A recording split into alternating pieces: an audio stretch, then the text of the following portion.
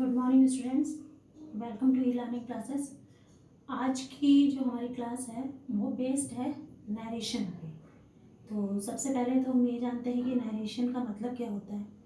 Narration का मतलब होता है नरेट करना, किसी चीज़ को बताना या किसी की बात को बताना। जो पूर्व में घटना हो चुकी है उसको आगे किसी को बताना, ये होता है नरेशन का मीनिंग। अब नरेशन दो तरह की होती है, एक तो डायरेक्ट नरेशन और दूसरी इनडायरेक्ट नरेशन।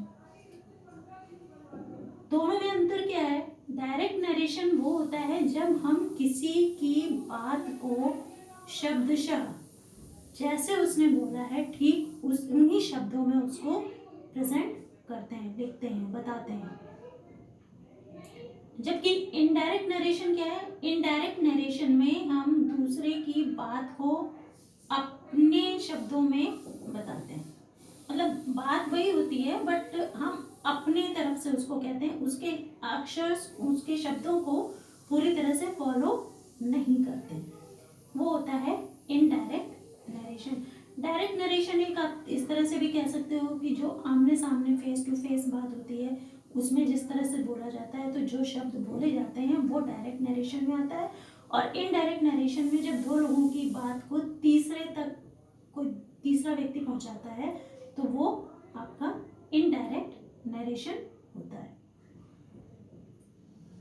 तो अब सबसे पहले देखते हैं कि डायरेक्ट नरेशन में क्या क्या पॉइंट्स होते हैं। डायरेक्ट नरेशन में दो चीजें होती हैं, एक होता है रिपोर्टिंग वर्ब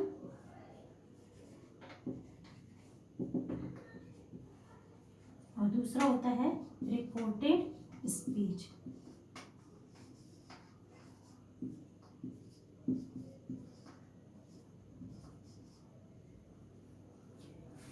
ठीक, रिपोर्टिंग वर्ब और reported speech.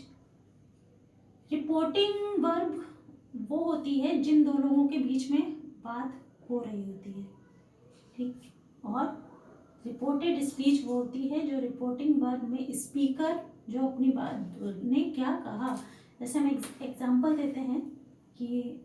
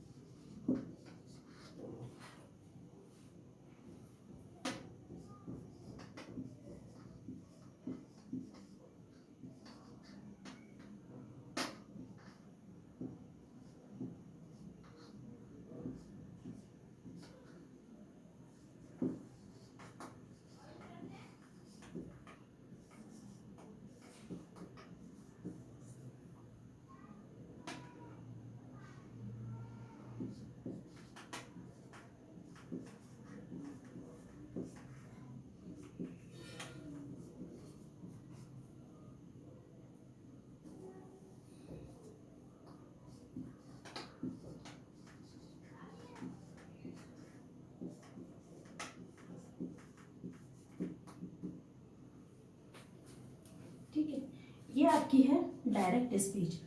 Sorry, Ramesh said to Reena I am not going to school today.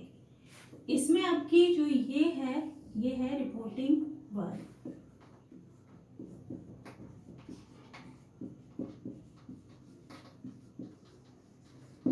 ठीक, और जो ये पार्ट है ये इन्वर्टेड कॉमा से जो स्टार्ट हो रहा है ये आपका है रिपोर्टेड स्पीच।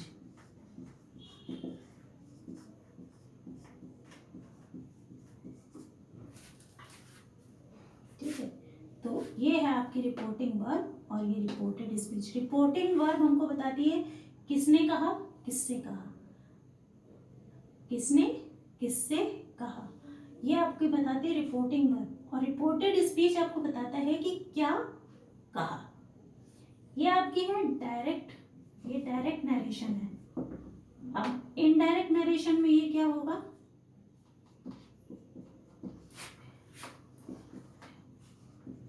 रमेश टोल्ड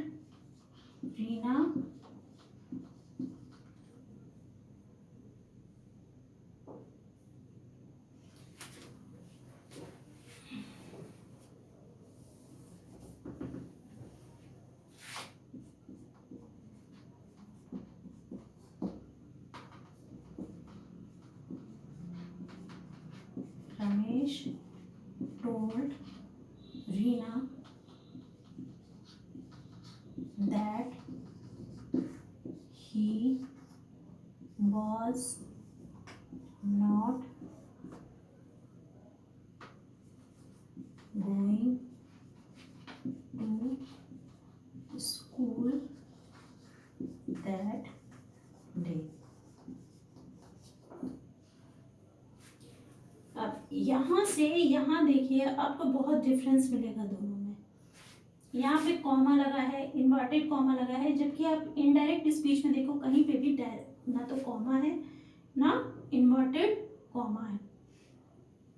तो ये सर्टेन रूल्स हैं जो आपको फॉलो करने पड़ेंगे जब आप एक डायरेक्ट स्पीच को इनडायरेक्ट स्पीच में चेंज करेंगे। और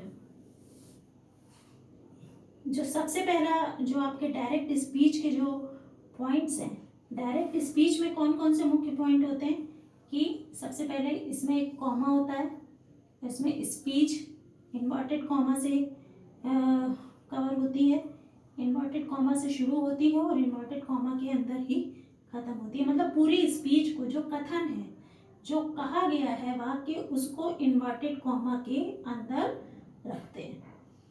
ठीक है, और बस मेन पॉइंट इसके यही है कि रिपोर्टिंग वर्ब के बाद कॉमा होता है और रिपोर्टेड स्पीच के शुरुआत में और अंत में इन्वर्टेड कॉमा होता है। हाँ, एक चीज और ध्यान रखने की है कि इन्वर्टेड कॉमा के अंदर रिपोर्टिंग स्पीच का जो पहला अक्षर है वो हमेशा कैपिटल होगा। ठीक है, लेकिन जब हम उसको इनडायरेक्ट स्पीच में चेंज करते हैं तब वो जो पहला अक्षर रिपोर्टेड स्पीच का है वो कैपिटल नहीं होगा। अगर नाम है तो भी नहीं, क्योंकि यहाँ पे नाम होगा तो कैपिटल होगा, लेकिन यहाँ पे नाम चेंज होके प्रोनाउन में आ जाएगा। ठीक है, तो इसलिए इनडायरेक्ट स्पीच में आपका जो रिपोर्टेड स्पीच का जो पहला अक्षर है वो कैपिटल नहीं होगा, जबकि डायरेक्ट स्पीच में इन्वर्टेड कॉमा के अंदर रिपोर्टेड स्पीच का जो पहला अक्षर होगा वो हमेशा कैपिटल होगा। ठीक, तो डायरेक्ट स्पीच की ध्यान रखने लायक ये दो बातें हैं। कौन कौन सी हैं?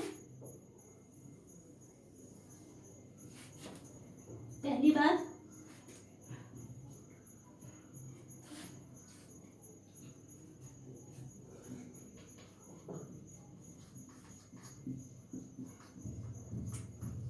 डायरेक्ट स्पीच के मेन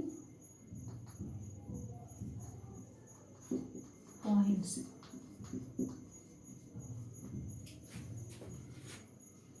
पहली बात,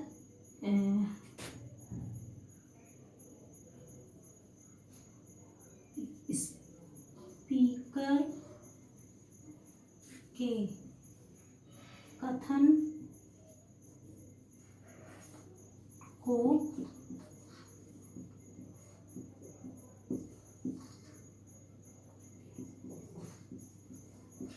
इन्वर्टेड कॉमा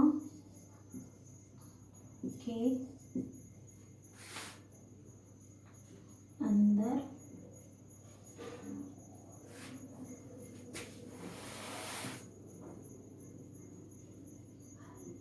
लिखते हैं।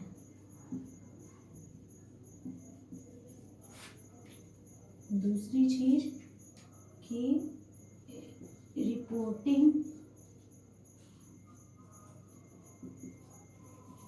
वर्ब व रिपोर्टेड स्पीच के बीच कॉमा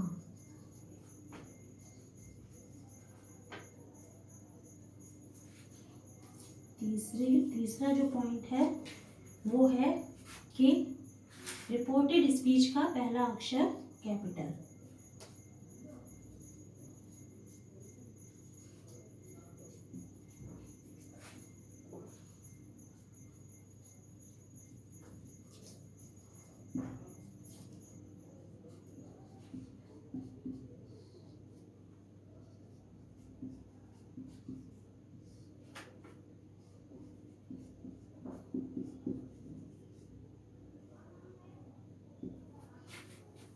ठीक है, देखिए 3 पॉइंट्स हैं जो डायरेक्ट स्पीच के मेन पॉइंट्स हैं। ये तीनों चीज़ें डायरेक्ट स्पीच में जरूर होनी चाहिए, तभी वो डायरेक्ट स्पीच होगी। ओके, इसकी एक पिक हम आपको सेंड कर देते हैं, आप इसको अपनी कॉपी में नोट कर लीजिएगा और फिर नेक्स्ट क्लिपिंग में बताते हैं आपको आगे क्या करना है।